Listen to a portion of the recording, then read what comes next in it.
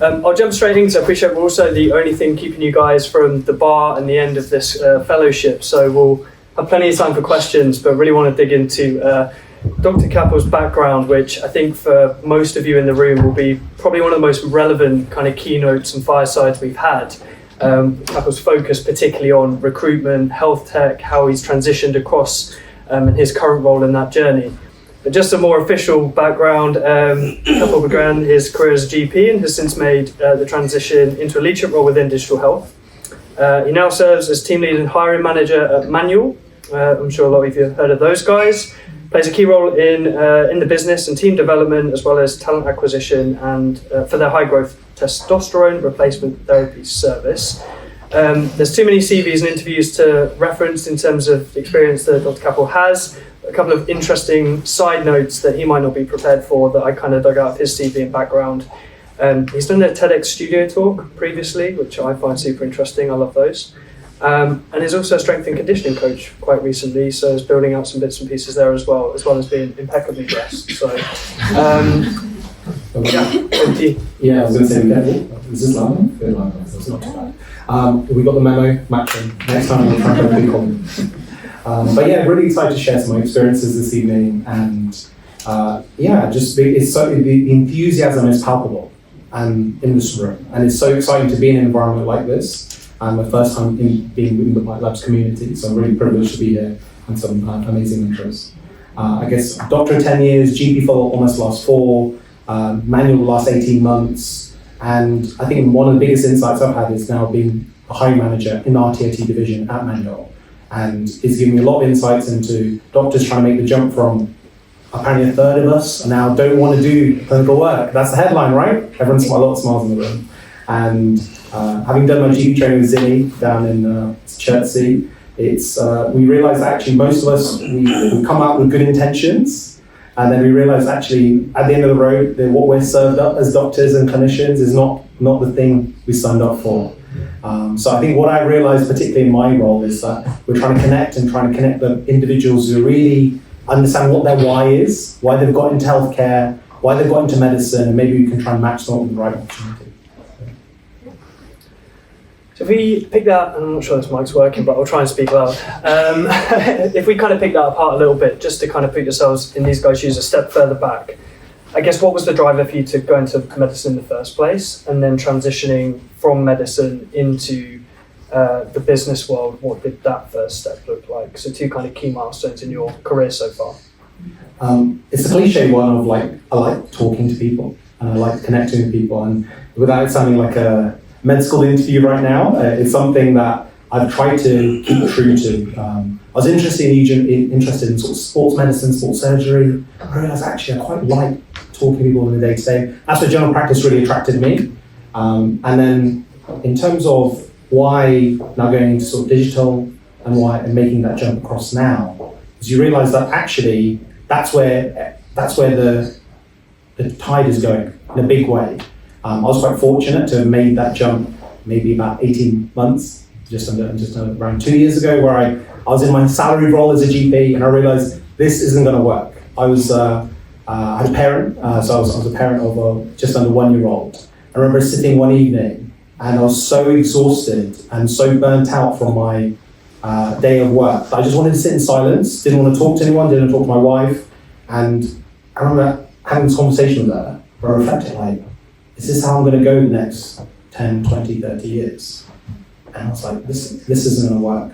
And I was really fortunate to have some really inspiring mentors. And one of the things he said to me, which was, I'll share to you, is you have to make time for the things that really interest you.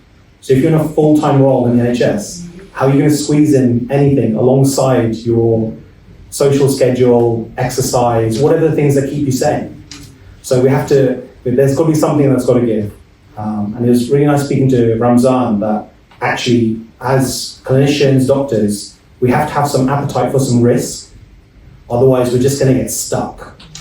And that's something I'm really seeing. So I was quite fortunate. My hiring manager at the time, who hired me into the TRT doctor role, I only wanted to do 19 hours, which is actually laughable. That's not even just over 2.5 days of work. And now I've realised actually, and after doing the role for about a month, I realised actually I need to be full in 4 days, 5 days? How are you going to excel in something without giving your time? So I think that's the first thing. So you have to create time in our week, otherwise it's impossible to grow. If that's fixed it, there we go. Turn it off, turn it on again. That's really, really helpful, and I think we'll get to a Q&A shortly. In terms of the role you're in now, so you've obviously gone from medical background into health tech, now into a hiring manager role within health tech, and a very niche part of health tech as well in terms of the specific product line and an area you're working in. I guess just some general commentary and advice on how that process happened, because I think one of the questions we always get is, what does a role look like for me in the business world or in the health tech world? And you're not a recruiter, let's make that very clear, but there are lots of elements of what you're doing that overlap to a recruitment role. There are also vast areas of expertise that you have in the clinical area that you operate in, which I'm sure bode you really, really well in the decision making for the recruitment work you're doing. So how has that journey happened? Because I'm sure there are lots of people here sat there thinking, great, we've done a fellowship, interested in moving out, I have no idea where to start. So first step, and then transition into kind of where you've got now in terms of that niche role that you're in. So after having handed my notice, I realised actually I want to do something non-clinical. I want to improve something in a much more broader scale rather than just one-to-one patient at a time. And what I appreciated was through applying and not getting any positions in that place is really difficult to jump straight from 100% clinical to then a 100% non-clinical role. And I was quite fortunate that, as you mentioned, in some of the strength and conditioning, I've always been interested in terms of longevity, lifestyle medicine, which I know a lot of us are really passionate about, is that you have to realize what your why is. Like, what are you actually interested in? And if you can connect with that, and I was really fortunate to have found a small niche, because once you have that niche, then you can become an expert in that. And so TRT is so little is known about it in terms of NHS care, that actually within space of a few months, you become like an expert in it very quickly. And so I was quite fortunate that having been recruited into that role, I did well because I was passionate about it. And you have to believe in what you're actually promoting. I think that's something we've realized in some of the people that have been in the role, but have not necessarily excelled so well. They struggle to understand the value of what the medical care they're giving. So that's something that I've really realized, that if we can become an expert and really understand our category. So manual do lots of things, weight loss, hair loss, menopause now. But TRT is the thing that really aligned with me most closely. And so by growing and developing in that, then I was able to take the step up in terms of they were looking for some leadership, because as the team grows, there's always the opportunity for people to put their hand up. And then it's often this question of when you're in a startup environment, try not to say no. In the sense that when an opportunity comes, then sometimes it feels like, oh my God, am I doing this for free? Am I doing this in my spare time? But it's hard to incentivize someone to give you non-clinical time without them showing you an end product. So you guys have done an incredible job of showing your, over this 8-week program, what you can do in terms of doing the thing. And often in our situation as well, when you're seeing patients fully, if you have someone in an innovation and a commercial background, they'll be quite skeptical. Does this doctor really have what it takes to do something in a quality improvement, in a tangible way that's going to improve our revenue, improve our commercial metrics? And so when you get the opportunity, that project comes, you put your hand up. And then if it goes well, success breeds success. I will warn you, often the non-clinical roles often feel like less hard work. But those who are amongst us in the room are involved in that, you realize that actually there's so much ownership involved. It's actually it becomes your pet project, it becomes your baby that you don't want to put down. And that's one of the things I've realized. And hiring has been one of those things. There was an opportunity at the time. My manager was going on mat leave, and I said, okay, I'll put my hand up. And I had no idea about it, but you learn by doing. And it went well, and it's continued to go well. When I joined, we had 5 doctors, and now we have recruited up to about 30 doctors by the end of August. So it's, expanding vastly. And if you're interested, let me know. Incredible. I think a couple of bits really stood out there for me. I think we always get this chicken and egg scenario. Where do I start versus where am I going to end up? And I think the point you made there around understanding your purpose and the passion behind things is a really important point. I'm sure there are a lot of people in this room who perhaps initially thought their purpose was just medicine and we're going to follow a route either through parents or through guidance or through other role models or through interests, whatever it might be.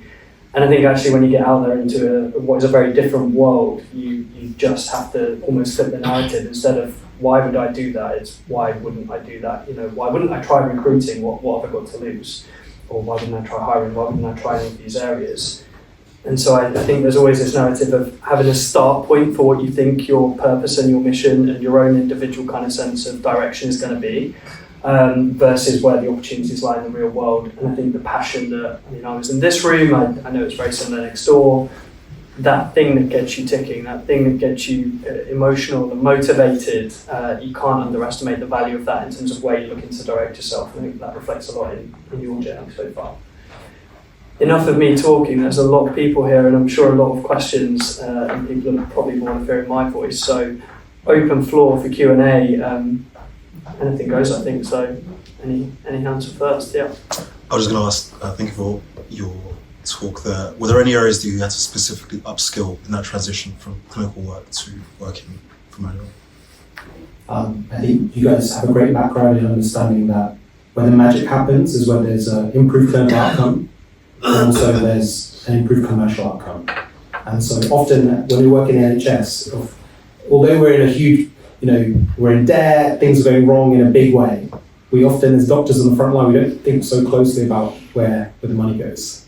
And so when you make that transition, if you can be sensitive to what the commercial needs are of that environment, and even it may be your prescribing decision on any given day, and understanding, okay, if my prescribing is like this, then maybe our team's prescribing is like this.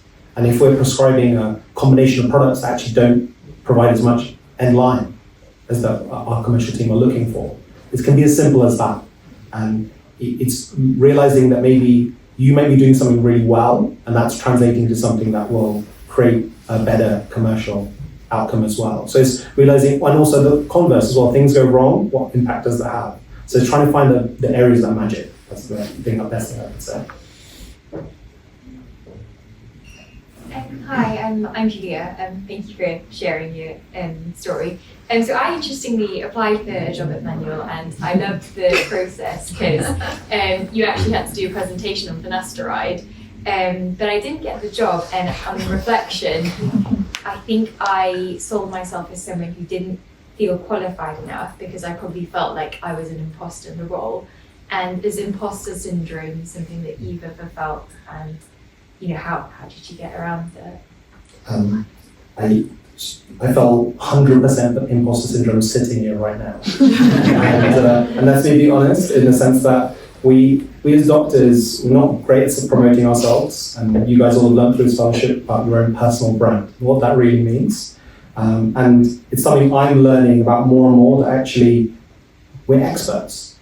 And maybe we don't want to own that title, it feels very heavy to us, but we are. And so it's being true to that in one sense. I think the best thing you can do, also one thing from a recruitment perspective as well, staying humble. So you can own what you know, also being in a way that is personable to others as well. So I don't think you can ever go wrong doing that. What's a little bit nauseating sometimes is when we overspeak, and I apologize in advance, I've already felt like I'm doing that, but we want to try and be as honest, and not as AA powered as much. Try and be, because that's what people are looking for, human connection. And when you have that coffee cup chat with someone, that's when you actually realize, actually I like this person, Julia, I want her to be part of my team. It's a fantastic question. I'm just going to jump in on that a little bit as well. You are in a really unique position in the visibility you get of applications like Julia's and many, many others. And a lot of the feedback I get is, doctors applying for different roles, and clinicians, medics more generally, applying for different roles, don't really know how to frame themselves and how to sell themselves. The medical pathway is quite prescriptive. You go through certain barriers, and it's quite narrow in terms of how you need to progress.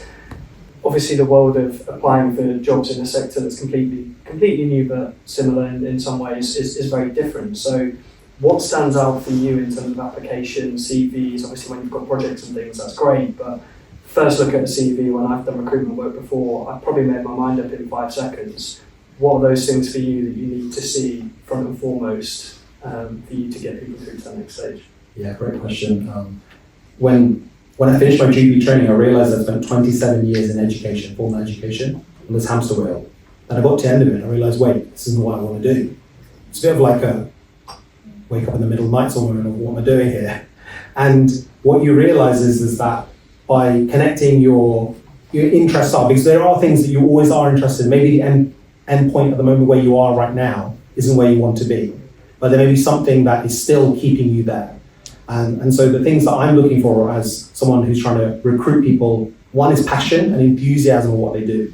That translates so much, and it's really interesting hearing the C Prio talk, is that you can feel there's like palpable enthusiasm about the product that you're going and you're putting your passion behind. So that's something that really comes across, particularly even in the way it sounds silly, but even in the way the CV is written. Is it written in a totally beige way? Is it written in a way that makes it easy for me as someone in a recruitment role to understand how many years of experience you've had, and what things do you feel like you can offer this role specifically? TRT, no one knows about TRT, but we're looking for people who are trainable, willing to learn, do something different. And I think it goes back to, if you can show evidence of where you've done something, like often we in medical profession, we are so reliant on our qualifications of, let me do this diploma, let me do this thing, and it never ends. And there's a risk that we just keep doing different postgraduate things with no endpoint of where it actually leads to. So a fellowship like this, where you're actually doing getting a diploma at the end of it, but you have an output, that's huge. And so being able to interweave that is part of your conversation. Even if it doesn't translate directly to the role, it shows that I'm trainable. I've got a growth mindset. I'm humble. I can build something. I can solve problems. Those are what everyone wants those people as part of their team. Medicine is a team sport.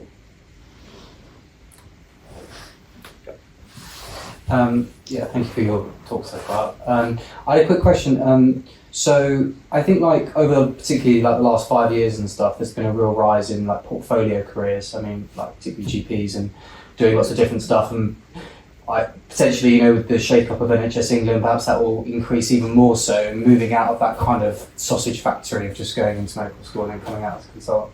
So just in terms of your experience at Manual, what do you see do you see bringing doctors like that into the fold, as in portfolios, but whilst maintaining clinical activity, or obviously I know yourself are fully transitioned, so just in terms, but if people were looking for that kind of hybrid, what do you think the kind of, maybe at Manual, but then generally sort of in the health tech sort of sector, what do you think the future looks like that? Yeah, so I mean, the things that have given us experience and expertise, we always feel like, am I pushing that behind? Am I going to let go of that fully? And it feels quite scary. I still do 1 day a week GP, by the way. Oh, so okay. yeah, so I do roughly 4.5 days, and I try and keep my Friday where I do some locum general practice work. You might see me in some organs clinic. Nice. I'm from where and how? Well, okay, so hopefully you don't. Yes. But it's what I would say is if an opportunity comes, first of all, you hit the nail on the head. Why do we see ourselves as some sort of factory where we're churning out people? If you have an idea of what you want to do, go for it. I think there's so much opportunity now to create your own role. And I think if you're enthusiastic about what you do, that your vascular surgeon is interested in research, who's now created something, that's huge. I think you should keep rolling with that. I don't think you should think like our colleagues of 10 years ago, because actually you won't be burnt out in 10, 20, 30 years. You'll be enjoying your role and keep innovating in that. So I think trying to have some risk appetite, so an opportunity comes, you go for it, but also at the same time realizing that if there's things that you still want to hold on to, so maybe I do want to see a patient, maybe I do want to do an operating clinic data, then that's okay. I think, but you have to appreciate though, particularly in sort of commercial, private sector, health tech sector, is that people want a lot of your time generally. So trying to find that balance and maybe having that negotiation with whoever your hiring managers in that role, Maybe you can see how it goes. You can dip most of your toe, your foot, all the way down to your waist, but you maybe can hold one hand to your NHS or some other work, and then you can see. And I think you have to review it month by month. Thank you. I'd also say don't be afraid to be transparent with that early doors. I think people often see a job spec that's built to be full-time, but a couple of conversations we've already had this evening, people buy into people. If they find the right person, they'll be very willing, often, especially in health tech and startup world, to create space for you. So if you're really keen and adamant, you want it to be 3 or 4 days and keep clinical practice, being honest and transparent will be more valuable and gain you an awful lot more respect than trying to squeeze a 5-day a week and then having to give up your weekends and going into this downward spiral of no time. Don't be afraid. It is competitive, yes. There are lots of people going for roles, but it still needs to work for you. And that flexibility in startup world will often be beneficial for them financially, because that day a week, they know you'll probably feel grateful for that and do a little bit more. So I think be transparent and confront those things up front. And just to build on that, if you're burnt out from your NHS work, you're going to get burnt out from your private healthcare work as well, if you're not careful. So you have to understand what your needs are as an individual to keep you sane, keep you afloat. So there's no point throwing the life ring out if you're struggling already and thinking that's just, the grass isn't always greener, put it that way. And people often see that from this side of the fence to the other, but actually the same principles apply to look after ourselves. Yep. Yeah, I also looked into a role, but not from the clinical side, from the UX side. I fully transitioned out and I work in UX. But my question is about looking at your journey now from clinical to where you are now. Is there anything that you see that's been pivotal to landing where you are that you wish you'd done sooner or earlier? This is an awkward one for me to admit, but when I finished something like my final year med school, I think, and just before I started my foundation years, I think I realized at that point, it's not a great fit for me. And I think some of us in this room may have that gut feeling of, it's not really working, but I'm just going to keep going because this is some cost philosophy of I've given this many years into something. And I guess on hindsight, I could have probably made that jump at that point, thinking, I finished my medical degree, but that doesn't mean I need to do my F1, F2, and keep going and going and going. I'm 10 years down the road now. And arguably, I could be somewhere different. I may be in the same place, but I think once you've made that decision in your heart, in your mind, then don't ignore that, because that's not gonna, that voice isn't gonna go away. So I think that's one of the things I'd say. Yeah, I agree. I wish I'd taken that leap sooner too, but I'm glad I didn't. Yeah, there's no regrets doing that. No regrets. One more question, maybe 2 if they're quick. I'm going to go just to the back first. Yeah. Yeah. Thanks for me. Hi, my name is Sahar. Thank you so much for the talk so far. So my question is kind of just springing off the question about upskilling, because most of us in the room are quite good when it comes to our clinical backgrounds. If we're applying for a clinical role, usually we tick all the boxes, but when it comes to delving into the kind of digital side, most definitely when I'm having a look at my gross looks at, vacancies out there, the essential skills, for example, I might not tick all of them. And that's something that I felt has been a barrier to me to even apply, because I think actually, well, what's the point? But actually I don't have experience in UX or whatever it is. So in your opinion, do you think it's wise to just try and actually ask for feedback from recruiters or whatever it is, or would you say actually from the essential skills, what would you recommend from somebody who's going solely clinical to then the digital without kind of, what's the bridge? Would you say just go for it? Yeah, advice. Yeah, it's a question a lot of people do ask, and the thing I've seen more and more that maybe 2, 3, 5 years ago maybe you could make that jump quite go from one to another, but now for instance, even BiteLabs, 500 fellows per year, people in this situation are becoming more and more frequent, and 1/3 of people don't do clinical work, so many more people are applying, so you have to differentiate yourself. If you're a clinical specialist, which it sounds like you are already right now in terms of what you're doing, in terms of solely 100% in that field, my advice personally is if you see something that interests you within a company that your values align with, is first, by being a specialist, even if you do clinical work within that role, you're going to upskill and understand that category so well that you can then make that quality improvement, whatever that is your thing you're really interested in, you can do that from that basis.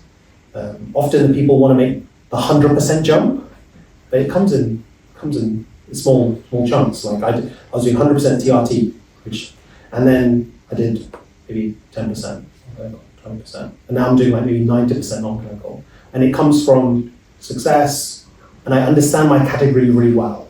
And if you can understand whatever category you want to work in, whatever field you want to work in, then it gives you That's that. quite difficult though, right? So actually there's so many different parts to digital health in itself, like the regulatory side, for example, compliance, whatever it is. How would we know until we try, right? Yeah. So would you suggest that actually we just go for it and test the waters, see if you like something, if you don't, you kind of try again, count it as experience? Is that how you go about doing it? I think so. You can't. And apply to things that you don't necessarily tick all the boxes for, would you say? I think sometimes when you do something in reality, it's different to what you think it's going to be like in paper anyway, in a positive and negative way. So I don't feel like anything's lost in doing something and gaining experience, because ultimately what you want is experience, good or bad, is it shapes the direction you go next, right? So that would be my gut feeling, is you can't go wrong. Try it. What have you got to lose? The NHS and the work you're already doing exists, and it's still going to exist in 10 years. So use this opportunity now. Thanks. I'm being waved and nodded at to stop, so we'll pause for there. A huge thank you to Dr. Kapil Savania. I'm sure he'll go around for questions.